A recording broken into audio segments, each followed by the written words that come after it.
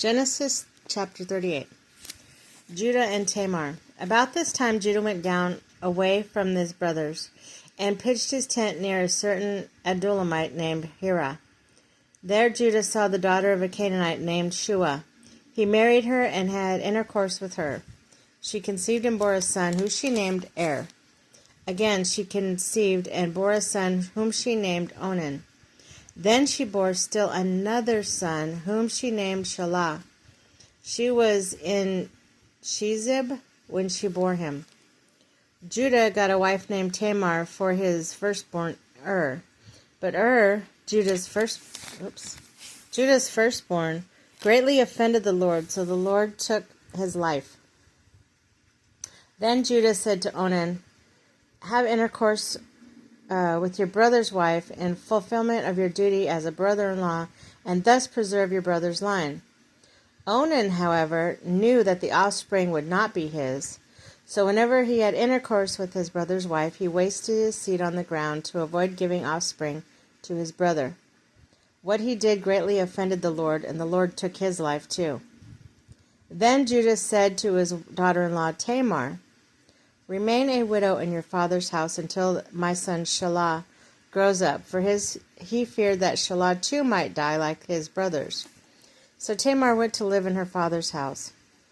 Time passed, and the daughter of Shua, Judah's wife, died. After Judah completed the period of mourning, he went up to Timnah, to those who were shearing his sheep, in company with his friend Hira the Adullamite. Then Tamar was told, "Your father-in-law is on his way up to Timnah to shear his sheep." So she took off her widow's garment, covered herself with a shawl, and having wrapped herself, sat down at the entrance of Enaim, which is on the way to Timnah. For she was aware that although Shelah was now grown, she had not been given to him in marriage. When Judah saw her, he thought she was a harlot, since she had covered her face.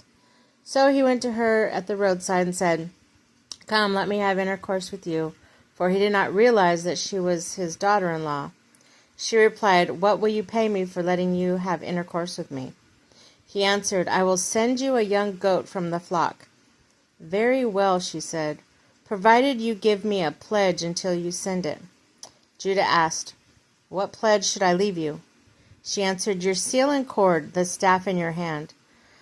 So he gave them to her and had intercourse with her, and she conceived by him. After she got up and went away, she took off her shawl and put on her widow's garments again. Judah sent the young goat by his friend the Adullamite to recover the pledge from the woman, but he did not find her. So he asked the men of that place, "Where is the prostitute, the one by the roadside in Enam?" But they answered, "No prostitute has been here." He went back to Judah and told him, "I did not find her." And besides the men of the place, no prostitute has been here. "Let her keep the things," Judah replied, "otherwise we will become a laughingstock. After all, I did send her this young goat, but you did not find her." About 3 months later, Judah was told, "Your daughter-in-law Tamar has acted like a harlot. Now she's pregnant from her harlotry." Yeah. Judah said, "Bring her out and let her be burned." But she was being brought out. She sent word to her father-in-law, "It is by a man whom these things belong that I'm pregnant." Then she said, "See whose seal and cord and staff these are?" Judah recognized them and said, "She is right rather than I, since I did not give her to my son Shelah." He had no further sexual relations with her. And he realized, the time of her delivery came, there were twins in her womb. While she was giving birth, one put out his hand, and the midwife took and tied the crimson thread around his hand, noting, "This one came out first." But as he withdrew his hand, his brother came out, and she said, "What a breach you have made for yourself." So he was called Perez. Afterward, his brother who came out with the crimson thread on his hand was called Zerah.